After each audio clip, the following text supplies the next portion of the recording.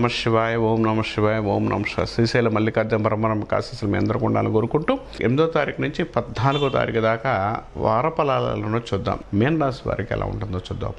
మీన రాశి వారికి ఈ యొక్క జనవరి నెలలో కొంత అనుకూలమైన ఫలితాలు అయితే లేవు. ఏ పని అనుకున్నా కూడా కింద మీద పడ్డం, కొంత అప్ అండ్ డౌన్ అవడం, కొంత ఇబ్బంది కలిగించే అవకాశం ఉంది. ప్రతి పని విషయంలో కొంత అప్ అండ్ డౌన్స్తో పాటు కొంత ఇబ్బందిగా కలిగించే అవకాశం ఎక్కువ కలిగి ఉంటారు. నిర్ణయాత్మక విషయంలో కొంత క్లారిటీగా ముందుకు వెళ్ళే అవకాశం కలిగి ఉంటారు.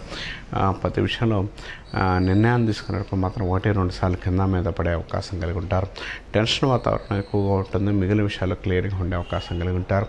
వ్యక్తిగతమైన ఆరోపణల నుంచి బయటపడే అవకాశం, సక్సెస్ రావడానికి అవకాశం కలిగి ఉంటారు. డెవలప్మెంట్ ఉండే అవకాశం కూడా కలిగి ఉంటారు. వ్యక్తిగతమైన ఆరోపణల నుంచి బయటపడే అవకాశం కలిగి ఉంటారు. స్నేహ సంబంధాలు బాగుండే అవకాశం ఉంటారు. వినోదాలు కలిగి ఉంటారు. స్పెక్యులేషన్ అనుకూలంగా ఉండే అవకాశం కలిగి ఉంటారు. విదేశాల్లో ఉన్న వారికి మంచి యోగాన్ని ఇవ్వడానికి, మంచి డెవలప్మెంట్ ఉండే అవకాశం కలిగి ఉంటారు. స్థిరాస్తులుగా స్థిరపరంగా కొంత అనుకూలంగా ఉండే డెవలప్మెంట్ కానీ కొంత అనుకూలమైన ఫలితాలతో పాటు యోగాన్ని ఇవ్వడానికి అవకాశం కలిగిస్తాడు. కాబట్టి ఈ టైంలో కొంత సక్సెస్ రావడానికి, డెవలప్మెంట్ ఉండే అవకాశం కూడా కలిగిస్తాడు.